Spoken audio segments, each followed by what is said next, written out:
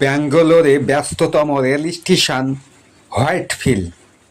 এই Whitefield station সারা ভারতবর্ষের মানুষের সঙ্গে পরিচিত, এই জন্য যে এখানে ব্যাঙ্গালোরে অনেক হসপিটালে সারা ভারতবর্ষতে এখানে হসপিটালে ডাক্তার দেখাতে আসে।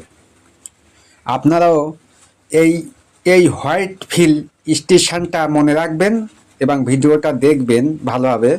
দেখুন একটা ট্রেন থেকে কত লোক নেমেছে, দেখুন মানুষ গিজ গিজ করছে।